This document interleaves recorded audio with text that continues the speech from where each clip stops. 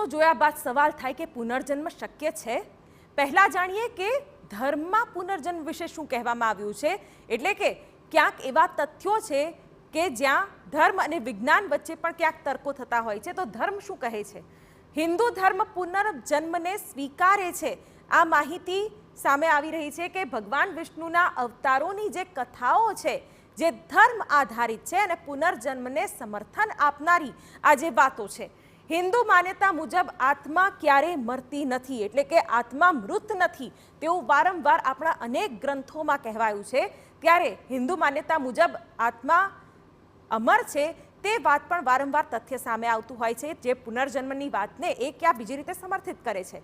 બૌદ્ધ ધર્મ પણ પુનર્જન્મમાં વિશ્વાસ કરે છે। બૌદ્ધ ધર્મમાં પણ એવી કેટલીક ઉલ્લેખ છે, એવા કેટલાક કિસ્સાઓનો ઉલ્લેખ છે કે જેમાં કહેવામાં આવ્યું છે પુનર્જન્મ વિશે। ઇજિપ્તના લોકો પુનર્જન્મમાં માનતા હતા, તેના પણ અનેક આર્ટિકલ્સ છે અને અનેક એમાં પણ તથ્યો જોવા મળતા હોય છે। ઇજિપ્તના પિરામિડ અને મમી બનાવવાનું કારણ પુનર્જન્મ હતું, જે એક વિખ્યાત પરંપરા છે ઇજિપ્તની, તે પણ ક્યાંક અહીં ઉલ્લેખવી રહી। ખ્રિસ્તી ઇસ્લામ ધર્મ પુનર્જન્મમાં વિશ્વાસ રાખતા નથી, પરંતુ જે હિન્દુ શાસ્ત્રો છે કે બૌદ્ધ શાસ્ત્રો છે ત્યાં પુનર્જન્મનો ઉલ્લેખ ચોક્કસથી જોવા મળતો હોય છે।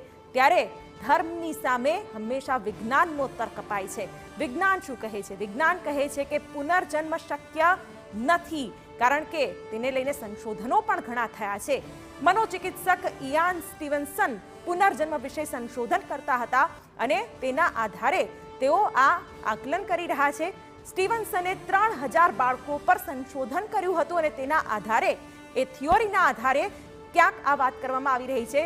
સ્ટીવન્સને પુનર્જન્મના 225 કેસ શોધી કાઢ્યા હતા અને તેના પર એક રિસર્ચ કર્યું હતું, જેમાં બાળકો સાથે સવાલ જવાબ પણ કર્યા હતા।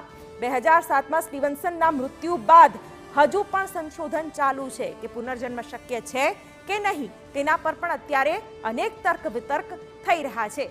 ખાસ તો મોટાભાગના વૈજ્ઞાનિકો પુનર્જન્મમાં માનતા નથી અને વારંવાર ક્યાંક બંને વચ્ચે દલીલ પણ થતી હોય છે ધર્મ અને વિજ્ઞાનને લઈને।